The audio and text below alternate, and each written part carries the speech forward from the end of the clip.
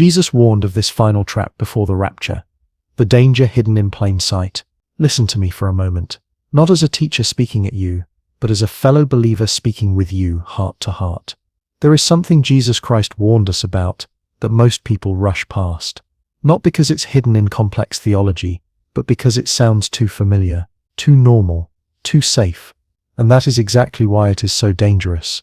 Jesus never raised his voice without reason. When he warned, it was never to frighten, but to prepare.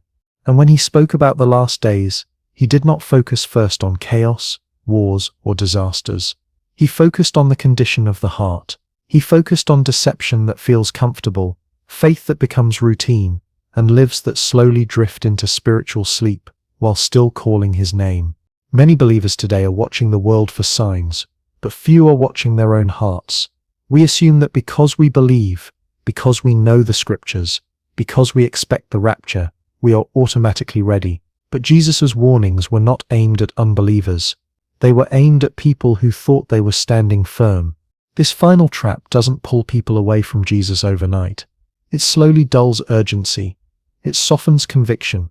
It replaces watchfulness with familiarity.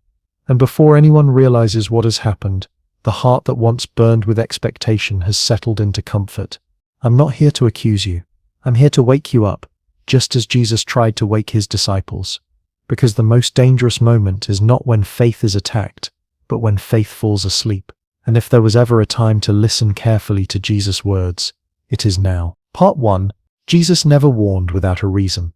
When Jesus Christ spoke, he never spoke casually. His words were never random, never emotional filler, never spiritual decoration. Every warning he gave carried intention, love, and urgency. Jesus saw further than anyone else, beyond the moment, beyond the crowd, beyond the cross itself.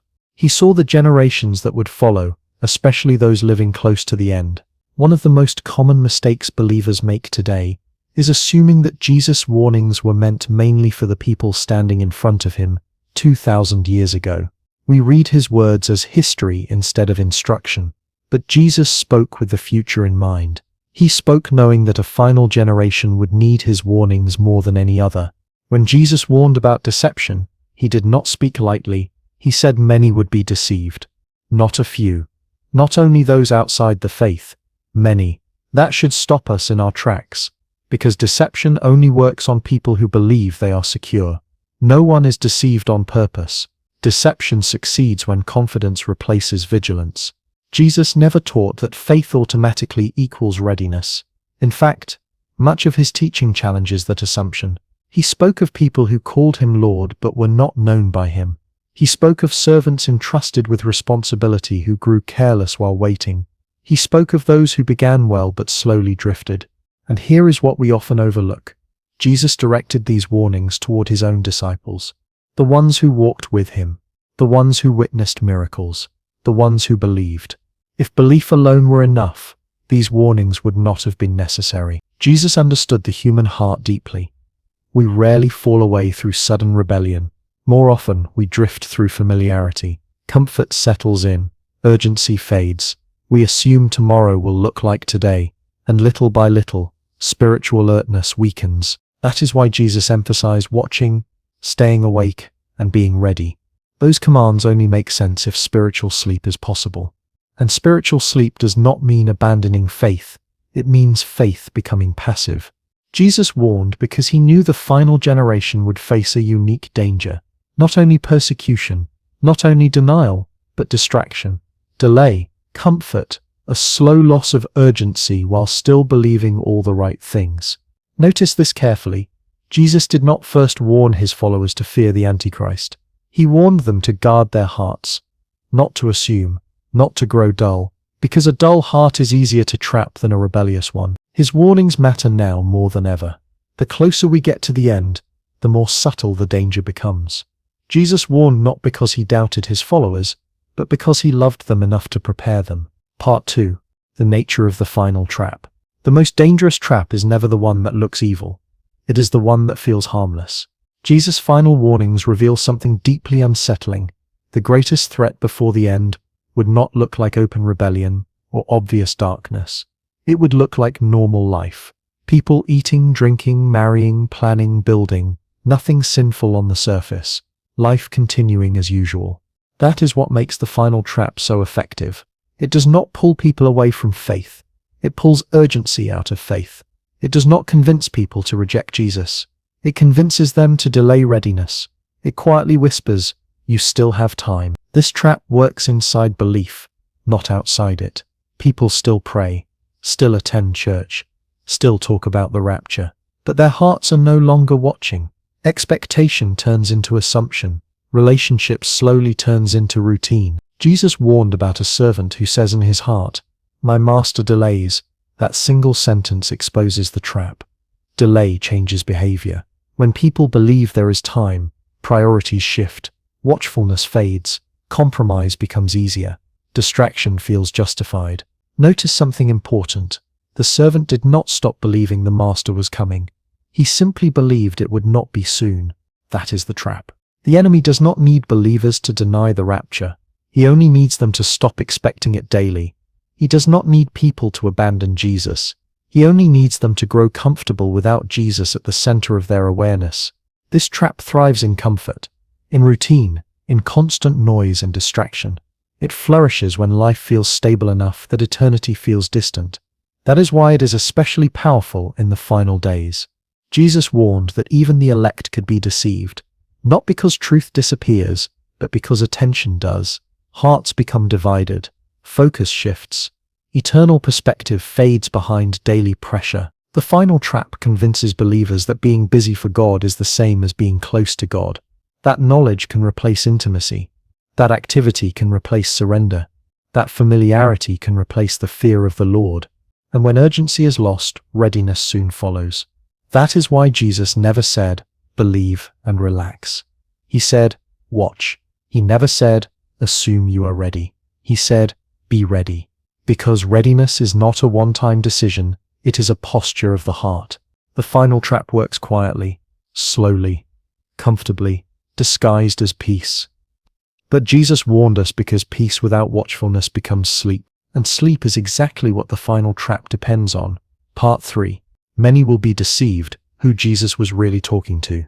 When Jesus Christ spoke the words, "Many will be deceived," he was not speaking to the world at large. He was speaking to his followers.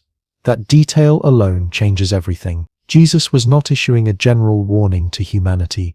He was giving a personal alert to people who already believed, already followed, already trusted him. This is where many believers misunderstand end-time deception. We imagine deception as something obvious, false religions, open denial of Christ, blatant evil. But Jesus' warning was far more sobering. He described deception that operates quietly within belief, not outside of it. A deception that does not remove faith but reshapes it, softens it, dilutes it. Deception in the final days is dangerous, precisely because it feels convincing. It doesn't arrive announcing itself. It does not say, "I am false." It comes dressed in familiarity, in confidence, in spiritual language, and most of all, it comes to those who believe they are already secure. Jesus warned that false voices would arise, and that they would deceive many. But again, the key question is, who are the many? They are not people who reject truth openly. They are people who assume they already know it well enough to stop guarding their hearts. One of the most subtle forms of deception is spiritual assumption. The belief that past obedience guarantees future readiness. The belief that knowledge replaces vigilance.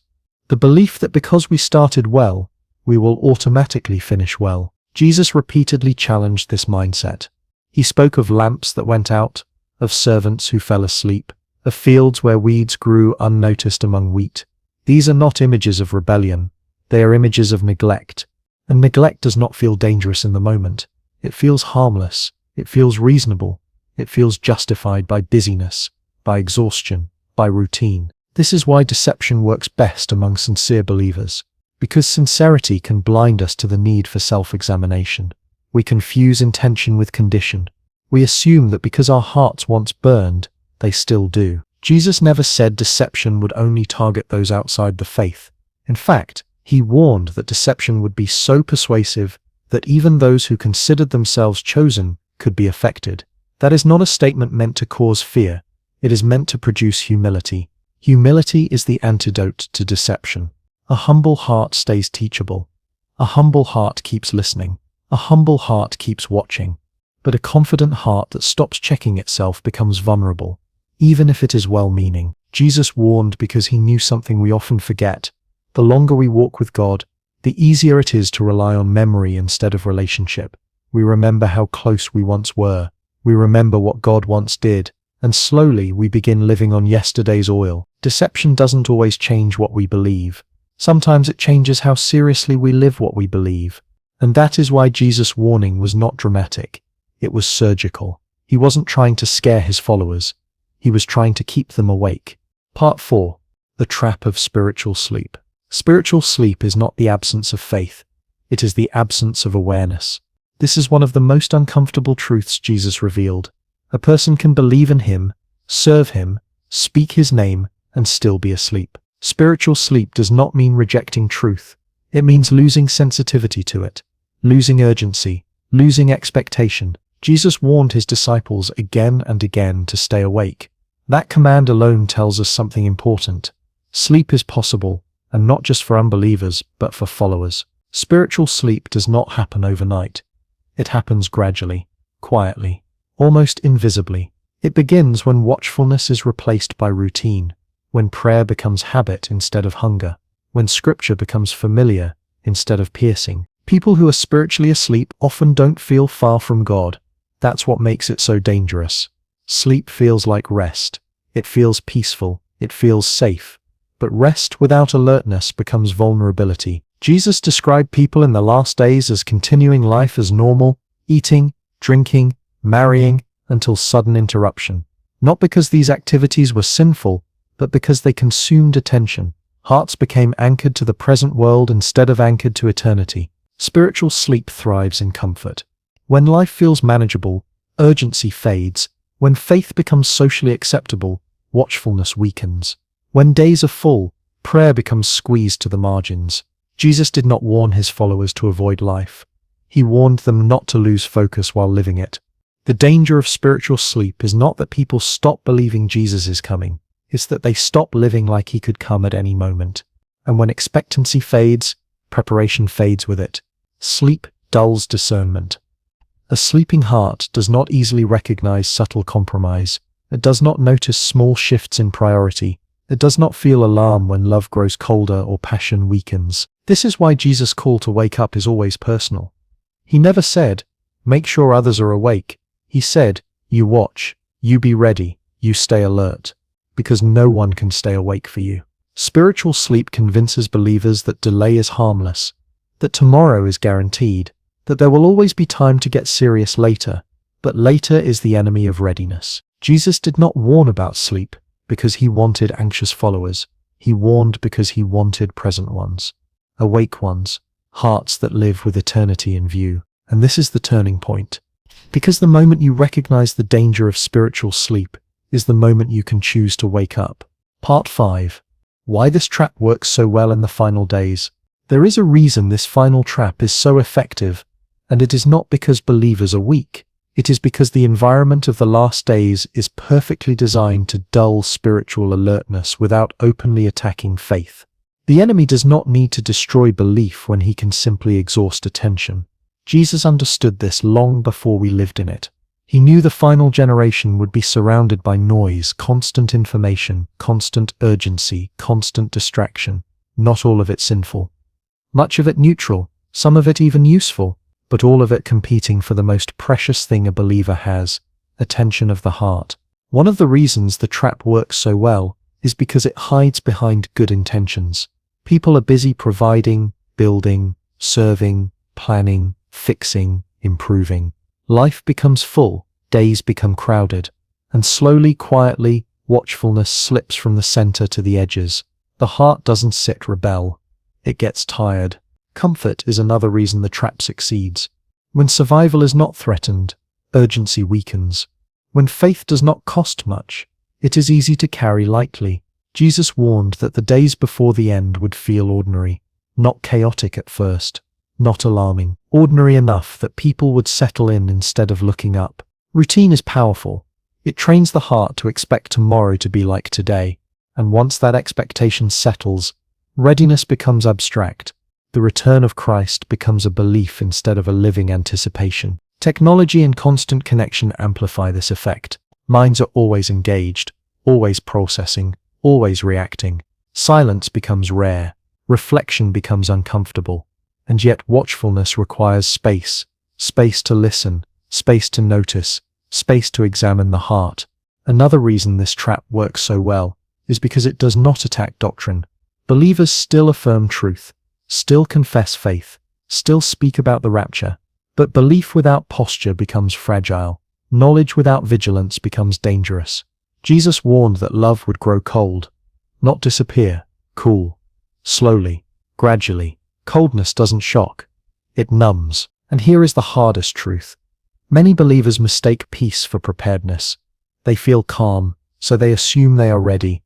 But peace that comes from comfort is not the same as peace that comes from surrender. The final days create an environment where faith can exist without focus, where belief can survive without urgency, where people can be sincere yet distracted. That is why Jesus did not warn about darkness alone. He warned about sleep, and sleep always feels harmless until it's too late. Conclusion. A loving wake-up call before it sips too late. Everything Jesus warned us about flows from love. He did not speak about the end times to frighten his followers, but to prepare them. He did not warn about traps to accuse, but to protect. And he did not call his people to watchfulness, because he doubted them, but because he knew how subtle the danger would be. The final trap is not about denying Christ. It is about drifting from awareness of him. It is not about rejecting truth. It is about postponing readiness. It is not about open rebellion. It is about quiet sleep. This warning is not meant to produce fear. It is meant to produce clarity. If you feel uncomfortable listening to this, that discomfort may be grace, not condemnation, grace. Because the most dangerous state is not when the heart is challenged, but when it is unexamined. Jesus never asked his followers to predict the day or hour. He asked them to live ready every day, to remain awake, to guard their hearts, to keep oil in their lamps, not once, but continually. The rapture is not a threat to believers, it is a promise. But promises still require readiness. Love still calls for response. Waiting still requires watchfulness. The good news is this: waking up is always possible, right now. In this moment, awareness can return, urgency can be restored, the heart can be recalibrated. Jesus' set warning is not, "You have failed." It is, "Stay awake." And if there was ever a time to listen closely to Jesus Christ, it is now.